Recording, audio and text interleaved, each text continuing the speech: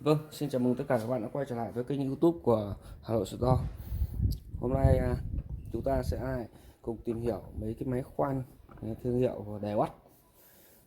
Như các bạn biết đấy, thì trên thị trường hiện nay là có rất nhiều các loại dòng máy khoan pin và giá của nó thì nó cũng rất là nhiều loại giá. Hôm nay mình sẽ review cho các bạn xem những cái dòng máy khoan nào có thể lên mua và những cái dòng nào thì chúng ta nên tránh.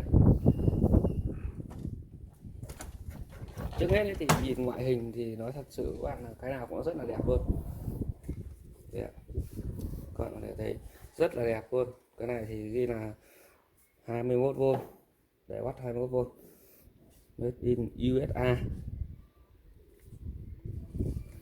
xuất xứ ở Mỹ đấy các bạn. Đấy, đây là ghi như vậy thôi. Cái này thì 24V, pin ghi 24V, cũng made in USA.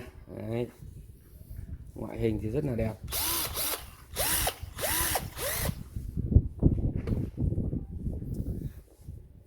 Vâng, đây là ghi là 26V các bạn.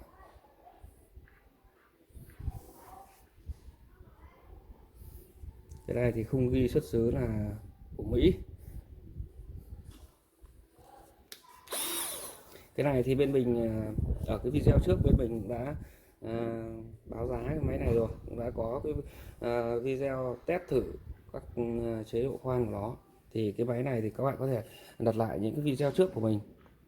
Đấy, một trong những cái máy mà cũng tương đối là khỏe, và bên mình đang bán cái máy như này với giá là 792.000. Đấy, các bạn có thể xem lại cái video trước nhé. Và bây giờ thì chúng ta sẽ tìm hiểu xem những cái máy này là chúng ta sẽ lên và không lên mua cái máy nào. Thì thực ra mà nói thì giá của nó rất là rẻ các bạn ạ. Những cái máy này giá của nó đều rất là rẻ.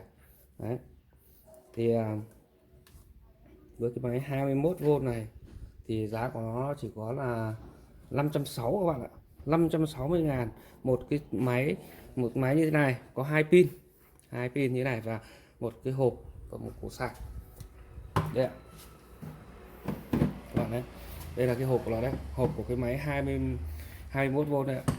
Hộp của nó rất là to luôn. Ở trong ấy nó có hai pin và một sạc kèm theo.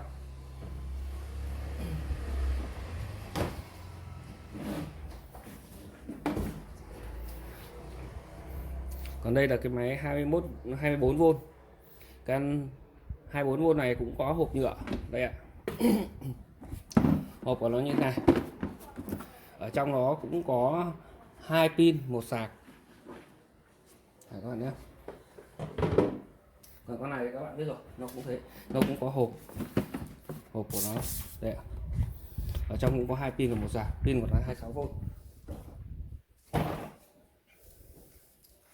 Thì cái con 24V này thì đang bán với giá là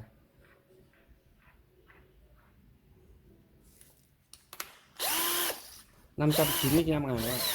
Con này chỉ có 595.000 thôi, 24V, rất là rẻ luôn. Đấy. Và con này thì các bạn biết rồi. Và điều quan trọng ấy là với một cái máy khoan pin như thế này thì cái pin của nó rất là quan trọng. Thì chúng ta phải tìm hiểu xem tại sao nó lại rẻ. Thực ra nó rẻ thì mình có thể khẳng định luôn là pin của nó sẽ là không không không không chuẩn rồi, không đủ cell rồi. Thì bây giờ chúng ta sẽ cùng nhau thử pin của mình nhé. Mình sẽ tháo pin ra, mình thử kiểm tra xem thực chất là pin của nó như thế nào. Thực ra là chúng ta có thể lựa chọn những cái máy phù hợp với công việc của chúng ta. Đấy, phù hợp với công việc. Nếu như mà một cái máy nó có thể đáp ứng được công việc của chúng ta và nó lại rẻ tiền thì rất là tốt rồi, đúng không? Chỉ sợ cái máy nó không thể dùng thôi.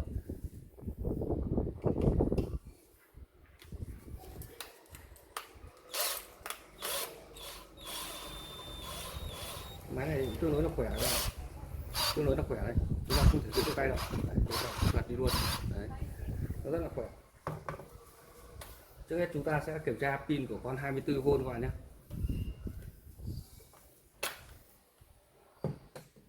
24V cầm pin rất là nhẹ, mình đảm bảo là con này không thể đủ 5 cell được, bởi vì giá của nó rất là rẻ, giá rẻ. Đây.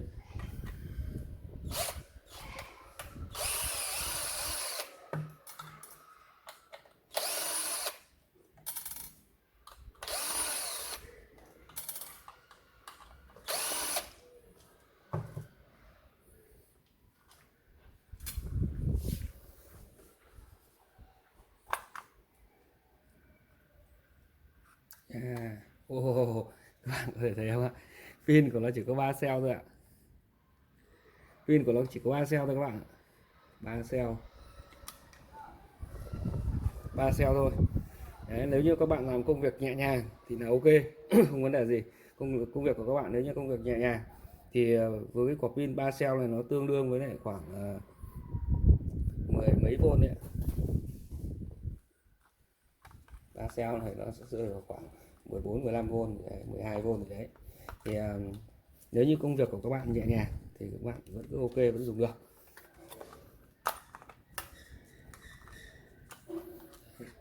Cái này mạch của nó rất là ok nhé, mạch pin của nó có cả báo pin các thứ luôn.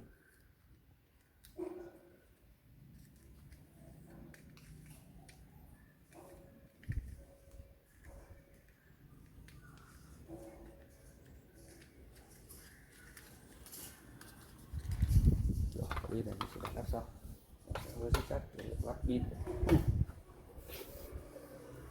Bây giờ mình sẽ tháo cái quả pin của con 21, pin của con 21V nhé.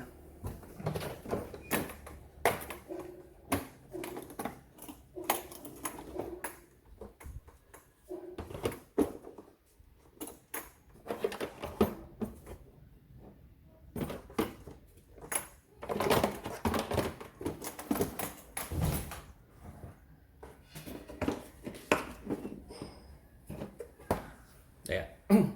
Đây là pin này. Cái quả pin này nó nhỏ, nó rất là nhỏ, so với quả kia thì nó nhỏ hơn nhiều. Và đây có 1 2 3, thì mình nghĩ là nó chỉ có 3 cell ở trong thôi các bạn ạ, ghi là 21V, nhưng mà thực ra nó, với cái quả pin nhỏ như này thì 3 cell, mình nghĩ là nó chỉ có 3 cell, chứ 4 cell thì hơi chặt. Bây giờ chúng ta sẽ tháo ra luôn.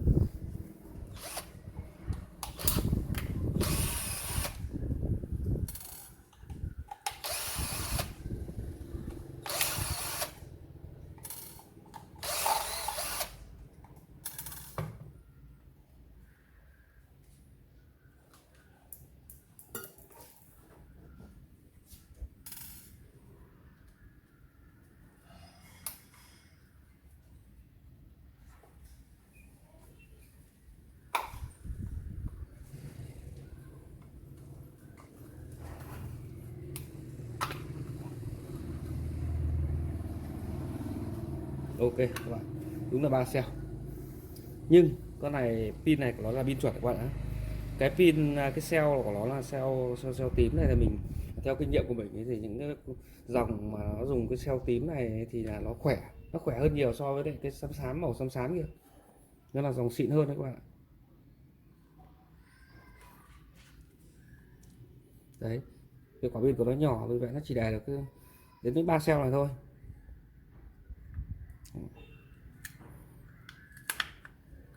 Đấy, thì là mình đã mở ra cho các bạn xem luôn ruột gan của nó như thế nào.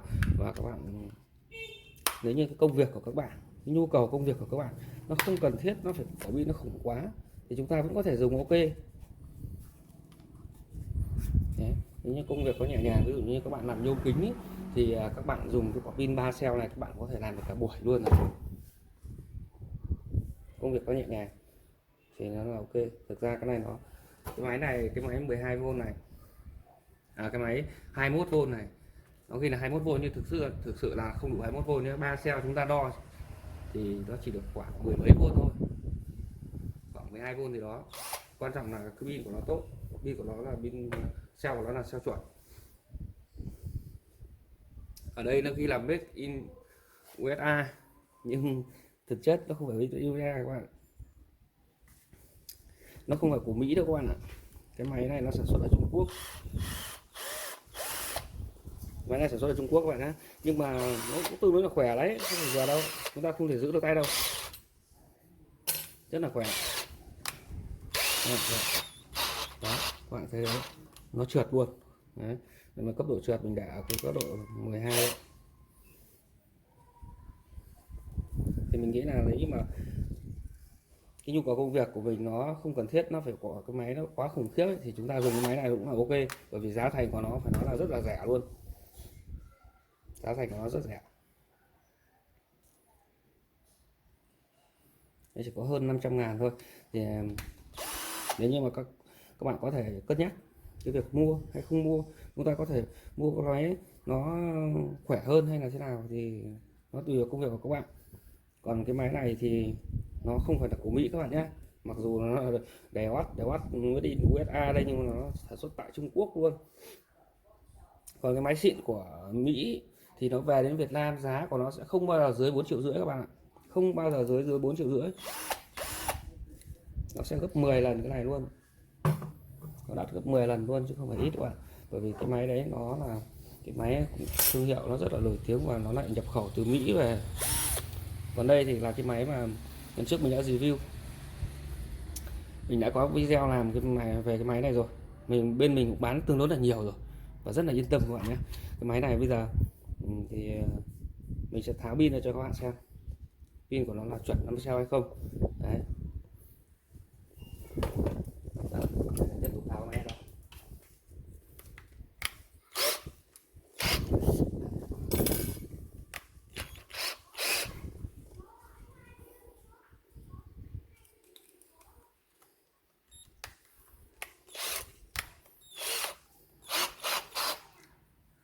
Với cái máy này thì đợt trước cái video trước là mình cũng đã có video test thử máy rồi, test thử hết các chức năng luôn, khoan gỗ, khoan kim loại rồi khoan tường mình đã test thử hết rồi. Nếu như mà các bạn bạn nào chưa theo dõi cái video trước ấy, thì các bạn có thể mở lại các bạn xem nhé. Bây giờ mình sẽ mở cho các bạn xem cái cục pin của nó luôn. Đây, pin của nó ghi là 26V. 26V thì chúng ta cũng chỉ đo được 21V thôi các bạn nhé. Bất kỳ cái máy nào nó ghi là 26, 28, 36 hay là 72 gì chúng ta cũng chỉ đo được 21V thôi.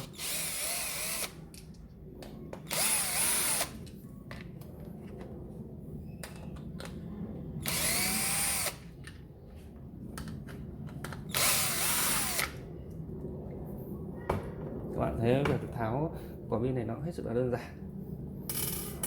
Các bạn mua máy các bạn có thể tháo luôn tại chỗ các bạn xem được, bởi vì nếu như các bạn đến cửa hàng các bạn mua ấy các bạn tháo luôn được. Nhưng còn nếu các bạn mua online thì các bạn nên mua ở những cái shop uy tín, bởi vì online thì họ chỉ cho bạn xem máy thôi, test máy thôi, chứ các bạn sẽ không được tháo ra. Đây, đây là chiếc máy 26V, đây ở ngoài là 26V. Các bạn có thấy không, pin của nó là pin 5 cell tím luôn, bo mạch của nó rất là chắc, rất là dày dặn, bên dày. Đây các bạn thấy không, đấy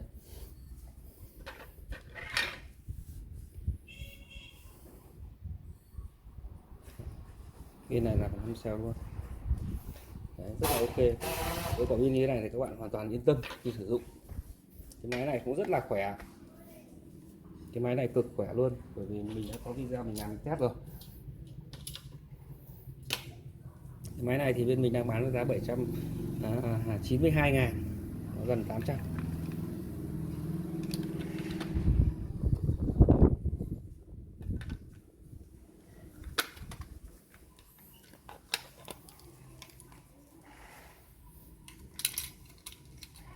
Bởi vì bây giờ trên thị trường thì thực ra nó có rất là nhiều lắm, nhiều loại.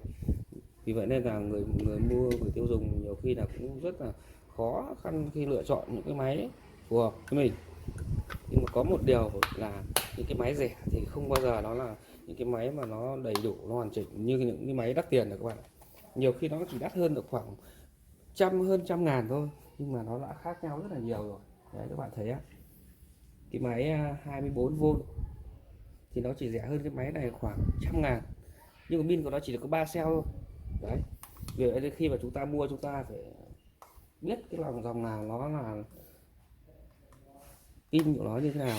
Chứ còn cái thân máy ấy, thì về cơ bản mình thấy tất cả những cái thân máy nó đều tương đối tốt các bạn.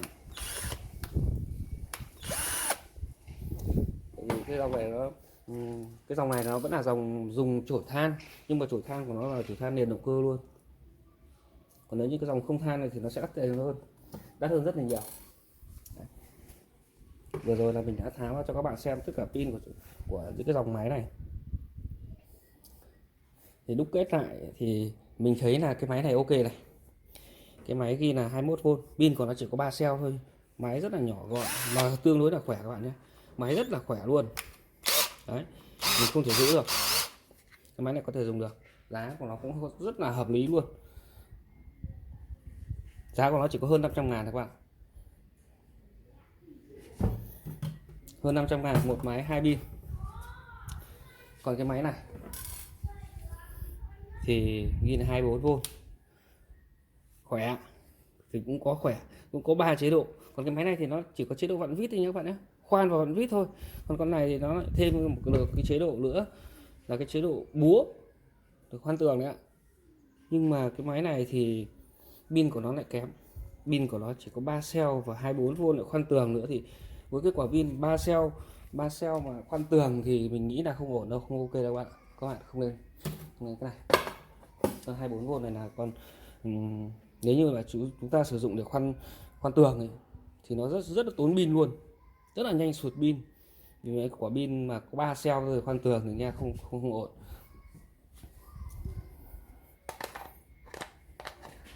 Đây, con này thì mình chưa lắp ốc, chưa lắp đầy đủ ốc của cái đấy này. Con này cũng là một con rất là ok, rất ok luôn các bạn nhé. Đây có hai con này. Đấy. Sau khi là mình đã tháo ra để mình review cho các bạn xem ấy, thì mình đúc kết ra được hai con này. Hai con này thì chúng ta có thể là mua ok, bên mình bảo hành 6 tháng luôn các bạn nhé, bảo hành 6 tháng luôn.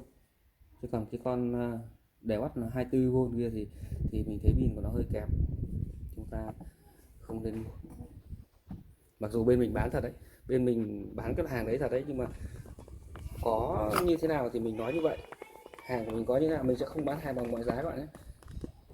Hàng đến tay các bạn mình sẽ đảm bảo là hàng ok, chứ không bằng mọi giá, bởi vì mình đẩy hàng, mình bán hàng mình sẽ lấy uy tín làm hàng đầu luôn. Thì với những con máy nào nó ok thì mình sẽ bảo là ok, mà mình đã bảo là ok thì các bạn yên tâm, các bạn dùng luôn. Đấy, đây hai con này, theo mình nghĩ là hai con này là ok. Con này thì pin có 3 cell thôi, pin rất là nhỏ gọn, máy bé nhưng mà khỏe, rất khỏe luôn, mình thử rồi, rất khỏe. Giá có 550 thôi, 550 ngàn con này, hai pin. Còn con này thì giá là gần 800, 792 ngàn đến gần 800 ngàn đấy. Nhưng mà con máy này thì thật sự là nó quá khỏe luôn. So với những cái dòng mà nó cùng với phân khúc ấy, thì con này nó thật sự là nó khỏe, thật sự là ấn tượng. Nó khỏe hơn tất cả những cái loại máy mà nó thương hiệu Makita hay là Bosch mà nhái ấy, thì nó không thực khỏe như con này, mình đã thử rồi. Rất là khỏe, và nhìn hình thức cũng đẹp, hầm hố. Thì đấy, các bạn có thể tùy theo công việc của mình và các bạn có thể chọn cho mình những cái máy nó hợp lý. Và khi mà các bạn mua những cái máy mà khoan pin này thì các bạn nên để ý đến cái pin, bởi vì nó rất quan trọng ở cái quả pin, nó dùng lâu bền hay không thì nó ở quả pin. Đấy, và mình đã cho các bạn xem rồi. Đấy, cái con 24V này tránh xa, pin của nó chỉ có 3 cell này thôi, mà pin này, pin cái màu này thì thật sự mình không thích pin màu này. Pin màu này thì mình thấy là nó cũng không được bằng cái pin tím đâu các bạn ạ. Đấy, nó làm, mặc dù cái bo mạch của nó thì mình thấy cũng được, bo mạch được, có cả đèn báo các thứ ok đấy, nhưng mà pin thì nó đóng rất là thiếu. Thực ra cái của pin này họ cố tình đóng thiếu đi để nó giảm cái giá thành cho các bạn ạ, nó giảm giá thành. Với cái việc nó thiếu hai cell này thì nó rẻ hơn cái con này 100 ngàn, hơn 100 ngàn. Chức năng thì nó về cơ bản thì nó như nhau, con đấy và con này đều có chức năng búa như nhau. Đấy, nhưng pin nó thiếu, pin của nó có thiếu pin thì nó sẽ rẻ hơn, và nó đánh tâm lý thích mua hàng rẻ của chúng ta, người tiêu dùng chúng ta. ai cũng muốn mua hàng rẻ, nhưng mà thực ra thì rẻ thì nó cũng có cái giá của rẻ các bạn ạ. Và các bạn không nên mua các bạn như thế này nhé. Với cái quả pin này ấy, so với quả pin này thì chúng ta cầm chúng ta có thể thấy cái này nó nhẹ hơn hẳn luôn đấy, nó nhẹ hơn hẳn luôn các bạn nhé. Vâng, vừa rồi thì chúng ta đã cùng nhau khám phá về cái pin của những cái dòng máy Daiwa trên thị trường. Mình cũng nói luôn là những cái dòng máy này không phải là hàng chính hãng Daiwa các bạn nhé. Nó chỉ là hàng fake thôi chứ không phải hàng chính hãng. Hàng chính hãng của nó đắt kinh khủng luôn, rất là đắt. Chỉ có những người mà người ta sử dụng vào những cái công việc mà nó thực sự là cần những cái máy nó khỏe, nó khủng khiếp thì người ta mới mua những cái máy mà chính hãng thôi. Chứ còn nếu như mà cái công việc của chúng ta nó chỉ cần những cái máy này nó đáp ứng được thì chúng ta cũng không cần thiết phải mua những cái máy hàng chính hãng, bởi vì hàng chính hãng nó rất nhiều ưu điểm nhưng mà nó có cái nhược điểm rất là lớn, đó là nó đắt. Còn những cái máy này thì về cơ bản chức năng của nó ok, nó không thiếu một cái chức năng gì so với lại cái máy hàng chính hãng. Tuy nhiên là nó tất cả mọi thứ của nó đều không bằng, từ chất liệu của những cái nhựa các thứ ở ngoài đến động cơ bên trong thì không thể so sánh được với cái hàng chính hãng. Tuy nhiên đấy là cái ưu điểm của nó lại rất là tốt, rất là nổi trội, đó là giá thành các bạn ạ.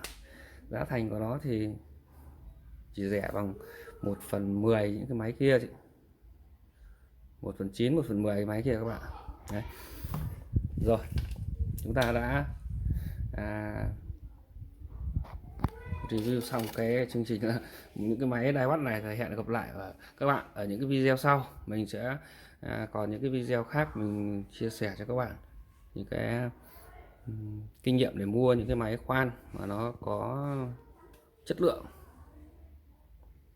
Đấy. Và các bạn hãy đăng ký kênh để khi mình làm những cái video mới thì các bạn sẽ là những người được thông báo. Đấy, khi mà bên mình có hay có những cái chương trình mà sale hàng ấy, sale hàng giảm giá ấy, thì mỗi một khi mình sale thì số lượng của nó có rất là ít các bạn nhé.